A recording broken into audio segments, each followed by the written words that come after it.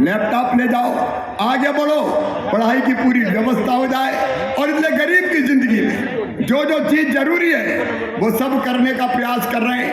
आज 25,000 में से कई भाई बहन ऐसे बैठे होंगे जिनको जमीन का प्लाट मिला है, अधिकार पत्र मिला है। अगर ऐसे बैठे हो तो जरा अपना अधिकार पत्र उठा के दिखाएं। जिनको आज जमीन का प्लाट मिला है, एक बार अधिकार पत्र उठा के बताएं।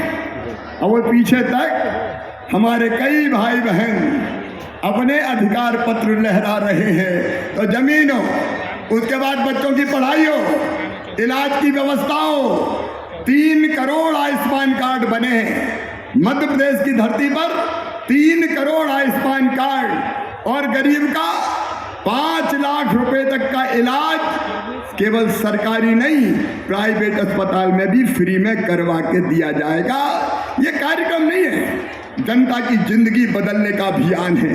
लाडली लक्ष्मी योजना में लाडली लक्ष्मी 2 आ गई है, जिसमें बेटियां अगर कॉलेज में एडमिशन लेगी तो 12,500 रुपया, अगर वो डिग्री प्राप्त करेगी तो फिर 12,500 रुपया वो बेटियों को प्रदान किए जाएंगे। तो जिंदगी के जितने पहलू हैं जहाँ कष्ट और परेशानी हो सकती थी वो सब हल करने की कोशिश की है।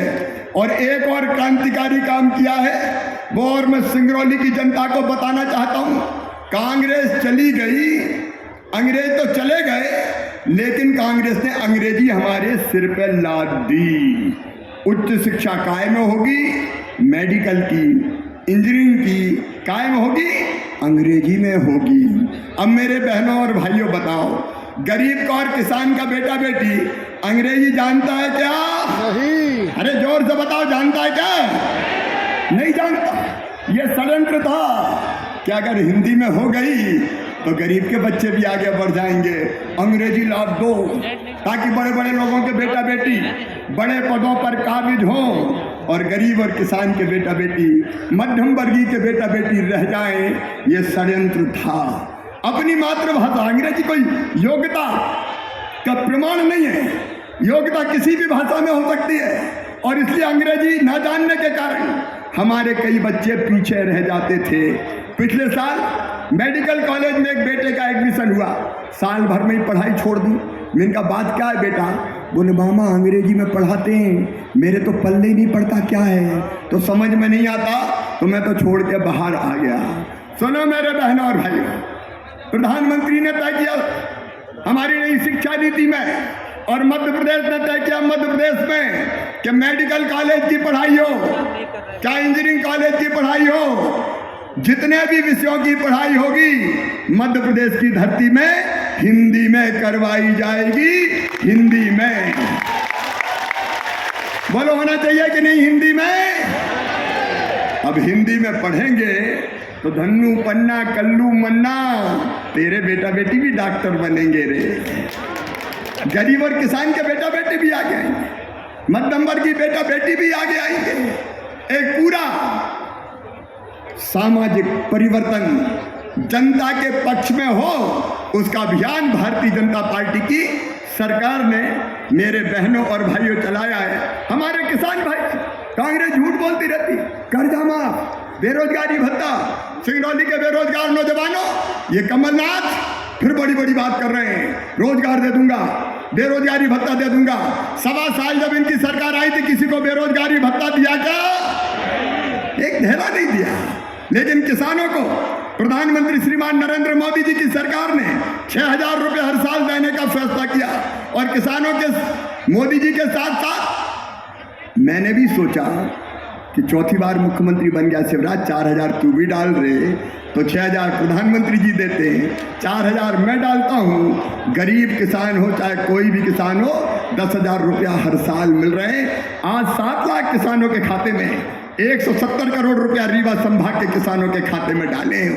गरीब हो, किसान को 0% ब्याज पे कर्जा देने का मामला हो। मेरे आदिवासी बहनों और भाइयों, पेशा एक्ट मध्य प्रदेश की धरती पर लागू करके तुम्हें जंगल का वनोपज का मालिक बनाया है। अब अगर ग्राम सभा चाहेगी तो तेंदुपत्ता जंगल विभाग वाले नहीं तोड़ेंगे, गरीब तोड़ेगा और वो ही बेचेगा।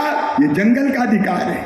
मैं इसके बारे में आज विस्तार में नहीं जा रहा, लेकिन समाज के हर वर्ग के कल्याण के काम लगातार जारी है। मध्य प्रदेश तेजी से बदल रहा है। मुझे कहते हुए खुशी है कि कई मामलों में आज अपना मध्य प्रदेश नंबर 1 के राज्य की पांच में शामिल हो चुका है। मैं लंबी बात नहीं कहूँगा। आज हमारे आदरणीय नेता, हमारे बड़े भाई, सबको तय करने वाले और देश के हमारे ऐसे नेता जिनके हाथों में सीमाओं की सुरक्षा की जवाबदारी है और जिन पर हमें गर्व है, वो हमारे बीच पधारे हैं। लेकिन 2-3 चीजें अभी मेरे ध्यान में आई है, बस उसकी चर्चा करके मैं अपनी बात समाप्त करूंगा। एक मुझे बताया सांसद, विधायक और पदाधिकारियों ने कि धान की खरीदी में कुछ लोग छूट गए हैं और पोर्टल बंद हो गया, इसलिए अगर कोई किसान रह गया हो तो उसकी धान की खरीदी हो जाए। अब ये पोर्टल कोई ब्रह्मा जी ने थोड़ी बनाया है यार, बंद हो गया तो खोल देंगे, उसमें कौन सी बड़ी बात है। तो जायज और जनाइज, अगर कोई रह गया है तो वो चिंता ना करे। हम अगर किसान का जायज रह गया है तो उसके लिए पोर्टल भी मैं चर्चा और बातचीत करूंगा ताकि जायज खरीदी हो जाए, कि और की नहीं, किसान की खरीदी हो जाए। मेरे बहनों और भाइयों, एक बैगा विकास प्राधिकरण की तरफ से ये डिमांड आई है कि बड़ी संख्या में बैगा भाई बहन हैं, उनको कई इलाकों में 1000 रुपया महीना भाई साहब हम देते हैं बैगा बहनों को, भारिया शहरिया बहनों को। तो यहाँ के बैगा छूट गए हैं तो 1000 रुपया महीना सभी बैगा बहनों को दिए जाएंगे हर महीना, ताकि उनकी जिंदगी की गाड़ी ठीक ढंग से चल सके। और एक मैं ये ज़रूर कहूँगा कि सीधी सिंगरौली रोड हम तकलीफ में हैं। एक ठेकेदार ने काम शुरू किया, नेशनल हाईवे बना रहा है, उसको जब ठीक काम नहीं किया तो उसका ठेका निरस्त कर दिया था। दूसरा बना रहा है, उसको भी टाइट किया जाएगा ताकि वो रोड ठीक गति से पूरा हो सके। आज मैं इतनी बड़ी संख्या में आप सब आए, मैं आप सबका हृदय से स्वागत करता हूँ, इस विश्वास के साथ कि विकास की दौड़ में सिंगरौली पीछे नहीं रहेगा। ये ऊर्जाधानी मध्य प्रदेश के विकास का इंजन होगा और जल्दी सिंगरौली रीवा जबलपुर औद्योगिक कॉरिडोर भी हम बनाएंगे ताकि रोजगार के और अवसर यहाँ बढ़ सके। एक बार फिर आप सबका स्वागत करते हुए और फिर आपसे केवल एक अपील करते हुए कि यह काम सरकार कर रही है, लेकिन आपका सहयोग भी तो चाहिए, आप सबका सहयोग चाहिए। सरकार और समाज मिलकर इकट्ठा हो जाए तो हम तेज गति से आगे बढ़ सकते हैं। बोलिए, सबका सहयोग मिलेगा? जोर से मिलेगा?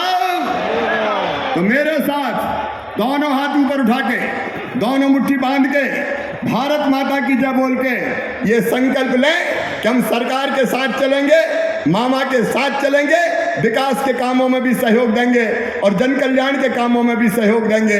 बोलिए, भारत माता की, भारत माता की, भारत माता की। और अब मैं बिना किसी विलंब के अपने नेता भारत के रक्षा मंत्री श्रीमान राजनाथ सिंह जी से निवेदन करता हूं कि जोरदार तालियां बजा के आप उन्हें बुलाइए।